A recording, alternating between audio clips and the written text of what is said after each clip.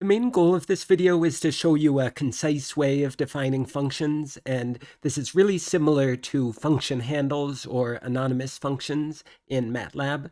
So let me show you by first saying what's the background or the default way to make these kind of short functions, and then what's a better way using lambda functions.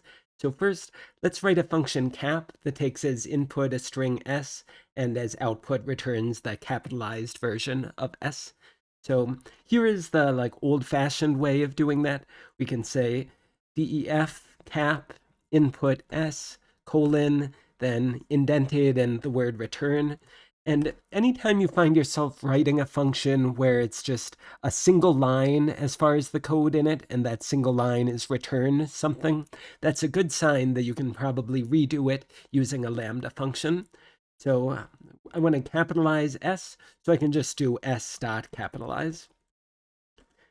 And these kind of short functions you should really write using a lambda function. So first, let's just check that it's correct.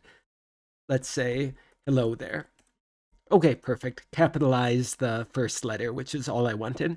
So what's the lambda function way of defining this? You can say cap equals, and then the thing that's going to come here to the right of the equal sign is going to be a function that returns this. So I need to say that it's going to be a function, and the way we do that is with a lambda. Okay, this is the analog of the @ symbol from MATLAB. Then I need to say what the inputs are. In this case, there's just one input, s. Then I give a colon. And now what's supposed to come here is an expression for what we're supposed to return. So I don't need to write the return here.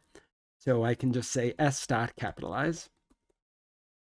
Okay, and let's check. So here this was saying this variable should be this function. Okay, and the lambda is what told Python that I was writing a function here. So let's try it. Yep, still works. Okay, let's try one with two inputs, and I'll skip the def way of doing it and just go straight to the lambda function way. So I'll write plus.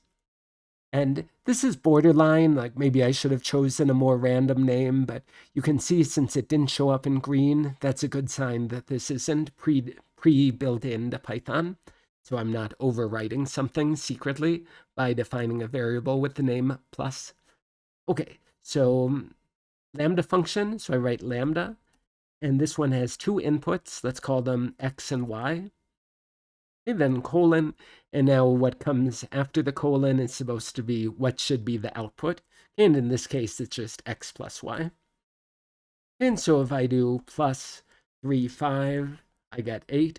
Or I could do something like plus I there. Okay, and then it concatenates these two strings together. Okay, fine. I mean, these are kind of silly. Let's see some more interesting ones. So here I'm going to have to import NumPy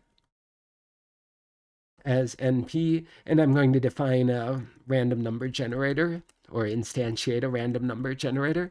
So from the random module in NumPy, the generator function I want to call, or that's probably the wrong word, the object I want to create is created by this default RNG parentheses. Okay, and so what do I want? I want a 20 by 3 NumPy array of random letters. So this isn't the main point of this video, but let me show you a way to just get the 26 lowercase and 26 uppercase letters. I'm going to import a built-in module to Python called string. Okay, so you don't have to install this. It's always included with Python. And if you just want to see what is defined by this string, you can write dir for directory, I believe. And sometimes there will be a ton of things here, like if we do this for NumPy, there's going to be a lot. Hey, and if you look at this, this scroll bar over here on the right, you can tell how many there are. But for a string, there aren't so many. And the main one I want to use is this ASCII letters attribute. So I can do string.ASCII letters. And this gives me access to these 52 letters, 26 lowercase and 26 uppercase. And so let's try to get a 20 by 3 NumPy array of random letters from this. So, and this might seem like kind of a random thing, and main reason is most of the natural mathematical things you want to do, you don't have to use Lambda functions for. So I wanted an example where I couldn't think of a way to do this a better way than using a Lambda function. So that's why I'm doing this kind of random example involving letters instead of numbers. Okay, so this isn't quite going to work, but let's try. I'm going to say rng.choice, this string.ASCII letters, and I hit tab and it gives me these options. And I selected the one I wanted by hitting return. And so that's what I want to choose from. And then I'll say size is 20 by 3. And it's not quite going to work. And so what's the value error that shows up? What's the error that shows up? It says A. So what does it mean by A? It means the first input argument must be a sequence or an integer, not string. Okay, so I need like something that you can choose from. Well, that's easy enough to get. I can just convert it into a list, which will be like the list of the 52 letters in it. And here we go. This is 20 by 3 array of random letters. And I guess I want to save it as anything. I'll call it ARR. And let's also check it out. Okay, that seems good. And so what did I want to do? Let me come back up here.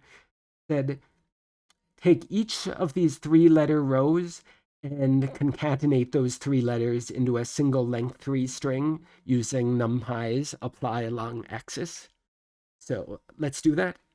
We're going to do ARR, or this is a NumPy function, not an array method.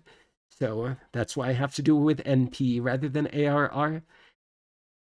NP.apply along axis. Okay, then first argument is supposed to be the function. Let me leave that blank for a second. Second argument is supposed to be the axis. So I'll say axis equals 1 because I want to go this way, like input a single row at a time, like this. And the last argument is supposed to be the array. Okay, and you'll get an error if you leave off this first ARR. So the reason for that is once you use one keyword like this, you have to use all keywords for the rest of it. Okay, and so what should the function be? Well, let me just show you an example. Let me call it, how about row equals ARR 3. Okay, so if I look at row, I get this UVJ right here. And so what do I want to do to these letters? I want to concatenate them into a single length 3 string. And we saw briefly before how to do this. You start with an empty string, and then you use the join string method, and then the things you want to join together. So in this case, it's from row. Okay, I guess I can delete that. And so this is what I want to do to every row. And so the first input argument here is supposed to be a function. And I want to do this using a Lambda function. Like the main theme of this video is how to do things with Lambda functions. So Lambda input can be anything I want. Let's call it row just to match what I have up here. And then I say the output is going to be this exact same formula I just gave. Okay, and so for example, the second to last row, that corresponded to this output, and this last row corresponded to this output. And this is much more elegant, much more Pythonic than defining a function that is so simple as this and that we're only ever going to use one time. Okay, if we were going to use this 10 times, then probably it would be better to define it separately. But even if we wanted to define it separately, I'd probably define it something like like join letters equals, and then I could just write this exact same thing. So if I really wanted to have access to it, this would still be the more elegant way, not using the DEF version, just because it's such a short function. So I'm not saying that we never use DEF anymore to define functions. I'm just saying we shouldn't use it if it's something really short that we can clearly define in a single line. Okay, the last and most interesting example is, let me define tup list to be this list of length 2 tuples. Okay, so tup list equals this. And then I want to sort it. So think of these as 5 different things. Okay, each of these tuples is one of the 5 things. And I want to sort it according to the numbers. And so here's how we can do it. We can do sorted. And let's just check the documentation for sorted. So iterable. Okay, and most things that we work with are iterable. Like, for example, anything you can put in a for loop is iterable, and lists are definitely iterable. So this thing is iterable. And then key, that is what function do you want to use for the sorting. So what it's going to do is for each of these 5 elements, it's going to apply the function, and then it's going to sort based on those outputs. So let's try it. Tup list. And so what goes here is a function, and I'm going to use a Lambda function again. So the input is going to be one of these length 2 tuples. So let me just call it tup. And then the thing I want to sort by is this, which I can get by using tup bracket 1.